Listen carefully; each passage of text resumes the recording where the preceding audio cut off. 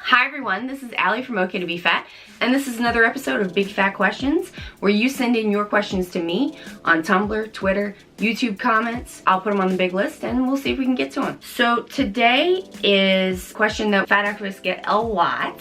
I've got a couple of different versions, but it all kind of boils down to, am I fat or not? So it's like, I'm not sure if I count as fat. Where does fat start? How do you know if you count as being fat? With an additional kind of side question, like, is BMI a good way to determine who are in the fat people category and who are not in the fat people category? Let's tackle BMI first. The answer to the question is BMI a good indicator of who is considered fat and who isn't? No, it's not really. Check out my BMI videos from the Fat Activism Basics, especially the history of BMI. It gives you kind of an overview of how BMI came to be. It's not really a scientific measurement. I don't know why. I've got noodle arms today and I'm not sure why. I don't know if it's this Baby Metal t-shirt or what, but we're gonna get through it. There's a few different things that we could be talking about when people ask the question like, am I fat? There's the idea of what is considered fat for, I guess, science or for the medical profession. And so that would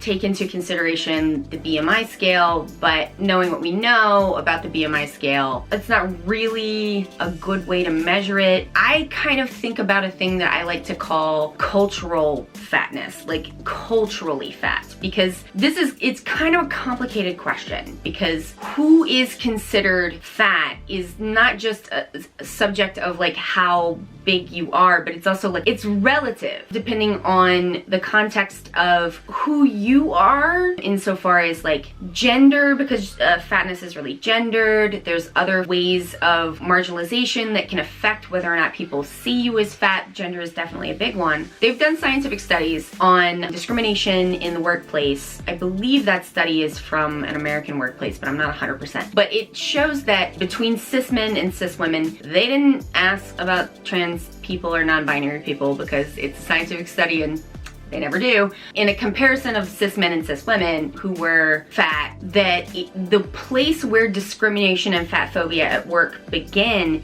is very much lower for cis women than it is for cis men. There's a weight penalty for fat men as well, but the place where it kicks in is a lot higher. So you can be a lot fatter as a cis man and not experience work discrimination, where that's not true for cis women. That's complicated, right? And then I kind of hate the idea, because a lot of the ways that we've constructed ideas of like fat activism and fat community are constructed around ideas of the fact that we are discriminated against. And so a lot of the constructions of answers to this kind of take on these ideas of we have a shared pool of experiencing discrimination. I know why we do that, and I've done it and probably will continue to do it because it's a useful kind of metric, but I would love at some point for us to be in a position to construct a cultural fat identity that is based around positive ideas of why being fat is good. But I don't think we're quite there yet, and people do get a lot of solace and benefits in being able to commiserate with each other and share, I'm gonna put this down, and share ideas together, because part of the problem with fat phobia is it's so isolating and you feel like it's just you. And so when other people share their experiences of discrimination, microaggressions and other things that can happen to fat people, workplace discrimination, discrimination within the family, discrimination in dating, discrimination in every possible way, at the doctor, at your school, like everywhere, that I think it builds a lot of strength, I think, and camaraderie with people to be able to say, that happened to me. It's not just you, like that happened to me too. And I think that's definitely really good and beneficial, but my hope would be that we would get to a place at some point in the future where we can have an identity as fat people that is affirming of us as having different experiences, and that some of those experiences are good. I hope that we get there. You know, we're kind of still in a consciousness raising phase. We'll see how that kind of shakes out. One of the reasons why BMI is not a good tool to determine who are the fat people and who aren't, for the idea of like fat liberation politics and for, you know, cultural fatness, is because people can be over a 25 BMI, so they can be considered quote unquote overweight on a BMI scale and kind of slide through life without that really making a lot of difference in their lives, because what a 26 BMI or a 25.5 BMI looks like is gonna look really different on different people, depending on a lot of things like height, build, you know, gender presentation. All these things can make a mass or weight look differently on different people. And when people look at you, because we talked in the last Big Fat Questions about the idea of a spoiled identity is an identity that someone can see by looking at you, that you are in this identity and that you have this thing about you that discredits you. And that's where the discrimination flows from. And so people can be a 25.5 BMI and not trigger that flag culturally or in other people's heads that say, that's one of the bad people. At my last job, not the one I am now, but at my last job, they instituted a weight penalty for the health insurance, but they didn't institute it at a 25 BMI. They instituted it at the quote unquote obese BMI of 30. Now, all their studies that are wrong and bad, but like if you're going off of common knowledge and doctors say, and I have a study that I didn't bother to read, it should technically start at 25, but why didn't it? Well, the reason why it didn't start at 25 is because that would include too many people who don't see themselves as fat, who will not like accept being put into the same category as a fat person. When people look at you, they can't tell what your BMI is. Your doctor may be able to calculate that based on your height, weight, if you give it to them at the doctor's office, but the kind of medical discrimination that we're talking about happens before they even look at your chart. You know, they just kind of look at you and they're like, that person is bad, and I can tell just by looking. And so the question of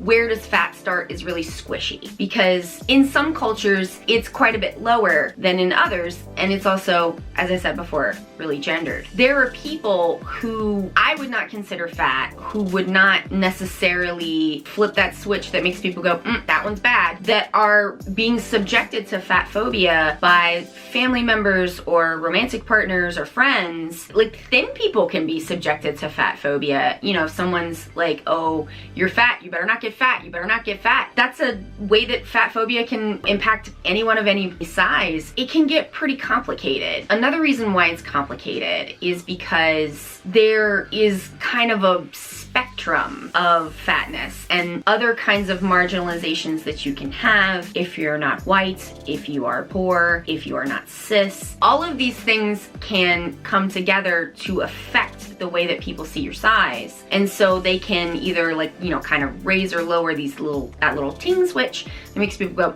you're the bad one. That's even more complicated by the fact that fat phobia is a real problem inside families. It's a thing that people will use in an abusive way against romantic partners who you would look at and not think that they belonged in that category. I keep coming back to it's complicated. We are in a space where there is kind of a shared pool of experiences that people who you would consider fat or people who consider themselves fat in an identity way share somewhat in those pools of experience. Like generally people don't always have every experience, but there are some things that tend to be in common. For example, the medical discrimination. If doctors don't refuse to treat you because of your size, if they don't constantly tell you to diet, or they're not interrogating you all the time. I've had people who are like dentists start interrogating me about like diet and exercise, and I'm just like, whoa, whoa, whoa. You just see my teeth, okay? Like, we're not here for that. If people bring up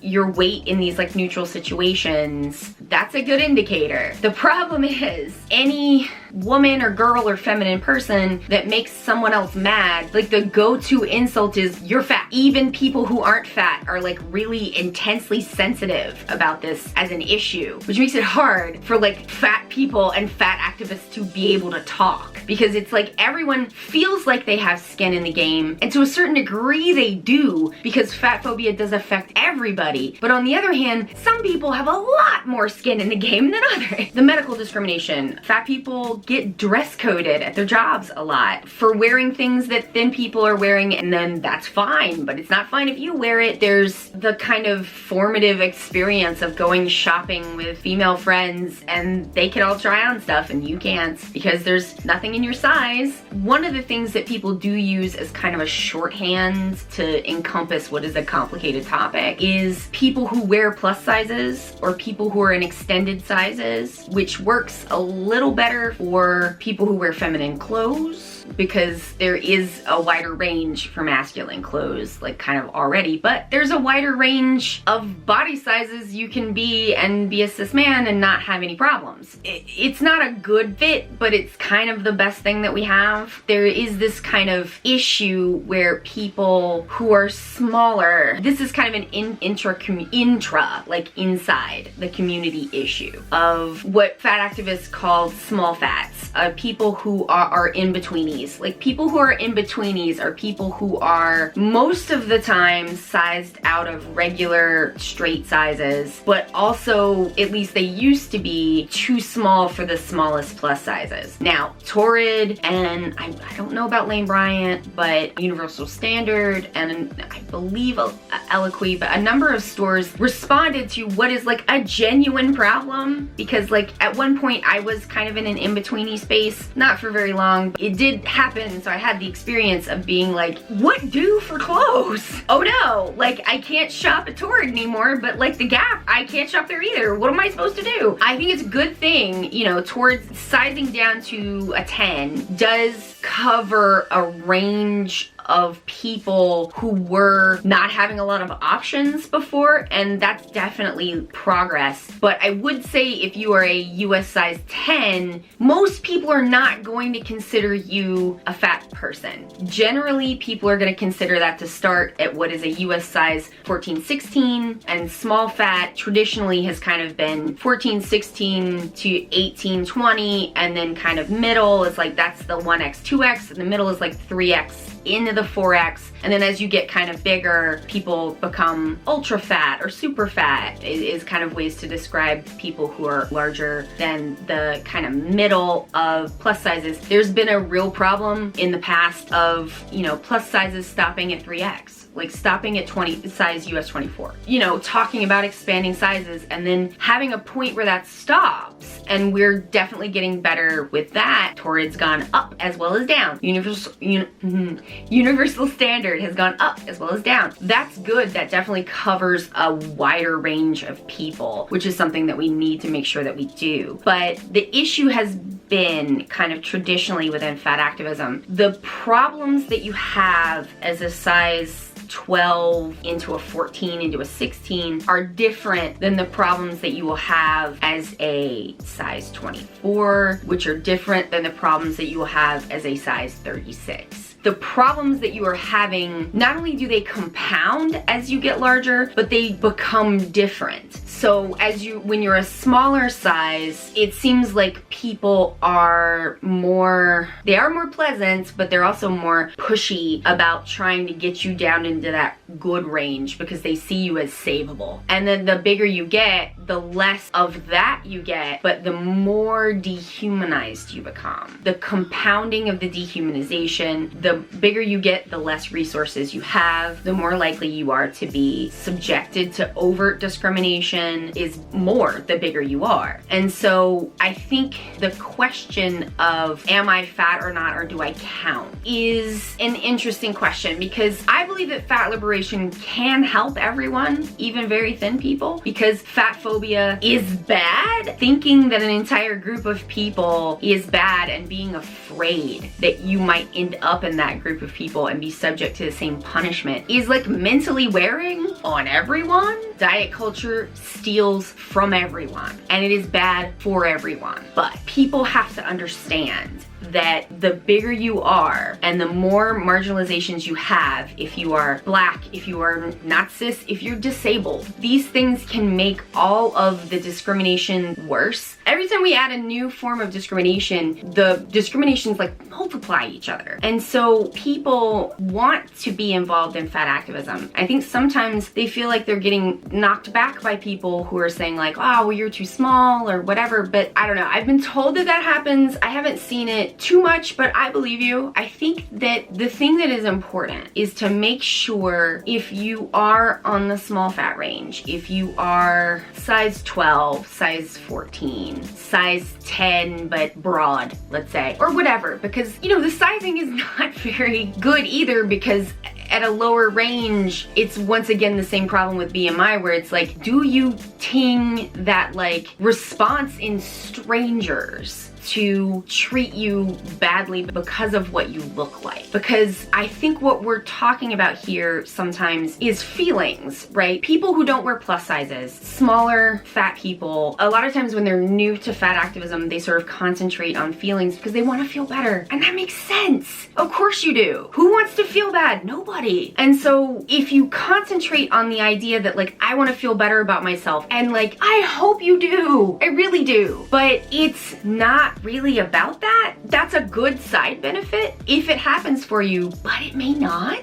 And that's okay too. That doesn't mean that you're bad or wrong, but you may still have times when you do feel bad. And I think concentrating on feelings, number one, it gives people who don't feel better the idea that they are wrong or bad, which is not true. And, you know, number two, the thing that it does is it makes people think that this whole thing is just about feelings. And it isn't. It's not about feelings for me, because like, I do feel better about myself. I started feeling better about myself when I found fat activism, and I feel really as good as I ever have about myself, which is still on occasion bad, but it's better than it was before. But the thing is the better I feel about myself, the more angry it makes people. People don't want to see a fat girl be happy. And so if the problem is in your life that you feel bad, that is a problem. I don't want to discount that because it is a real issue. But fat liberation is about, and fat activism is about making the world safer for fat people, whether they like themselves or not,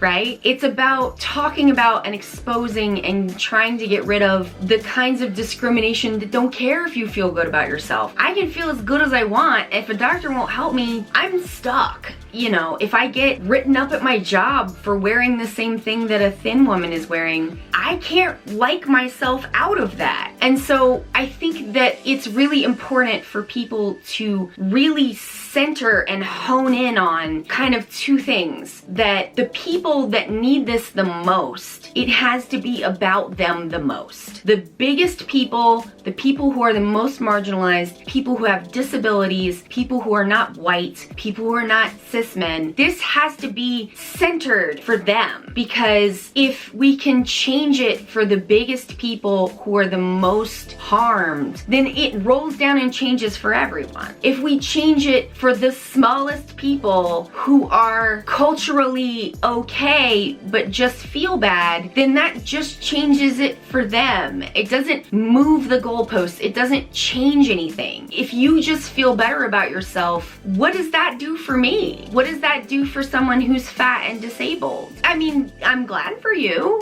but it's not political. And a politics is for everyone. And so it has to work for everyone. I guess my answer to the question of like, am I fat or not?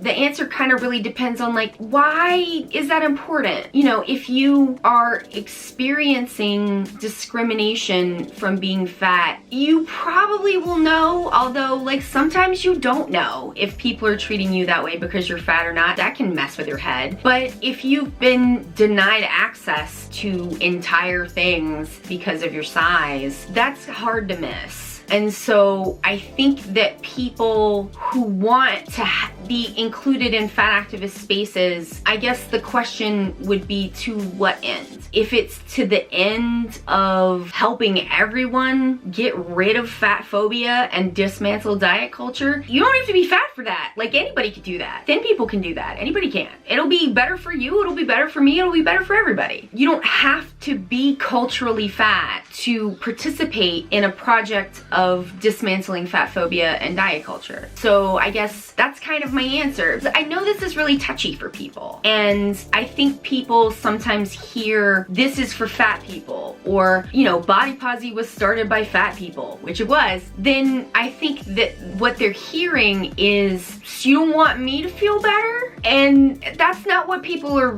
really saying. What people are really saying is that focusing on the inclusion of small and medium-sized people who often will turn around and be like, you know, feel good about yourself, but don't get too fat. That's not gonna do anything for what my project is. That's not what I do. So I think that the question is being asked out of a sense of sometimes people feel hurt because they feel like, I also have body image problems. I also don't feel good about my body. But here's the thing. To me, it's not really about that. And so the question of whether or not you feel bad or good doesn't really come into the picture because it's not really about feelings. Your feelings are important. And I do want to stress, because I feel like people are going to get upset with this, but I do want to stress very much, and I think I've said it multiple times, I do hope you feel better. And like, if you do, that is good. But people are being discriminated against in the courts, in the medical system. People are being discriminated against at their jobs. It is legal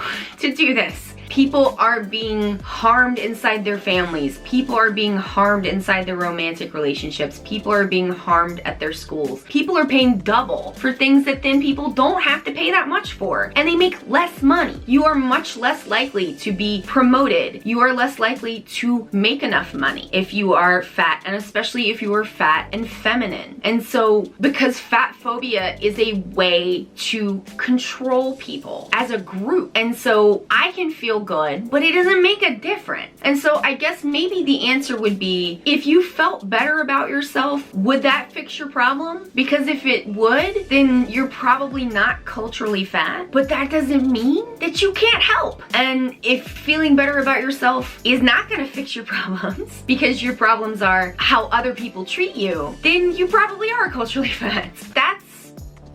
That's about all I've got on that, and just a big asterisk of it is complicated. It's complicated, and it's different everywhere that you are. But when we're in a situation where someone who is like a US size 6 is like, well, I feel fat, so therefore, blah, blah, and it's like, it doesn't matter if you feel fat or not. Either you are culturally fat or you are not. And if you're not experiencing the same experiences that people are who are, you know, in plus sizes or who are having like these kinds of issues, then, you know, maybe take a step back, take what is helpful for you, and then leave space for other people who are fat in a cultural way. I made this up, so I don't know if this is a term someone else has used. As far as I know, I made it up. I probably didn't. I'm sure someone else has made that up before me or made that observation. Like, you never make anything. There's always someone else. But I think that if just feeling better about yourself would fix your problem, then, like, you know, I hope that you do. But also think about how you can boost the voices of bigger people, how you can make space and your money and your effort and your time towards people who are fighting for the people who are the most marginalized. Because if we make the world better for the fattest people, then it will be better for everybody. That's your answer. I hope you liked it. If it upset you, I'm sorry. Like and subscribe and smash the bell thing. You know what to do. Thanks so much for hanging out with me. That's Big Fat Questions. I'm Allie from Okay to Be Fat. Bye.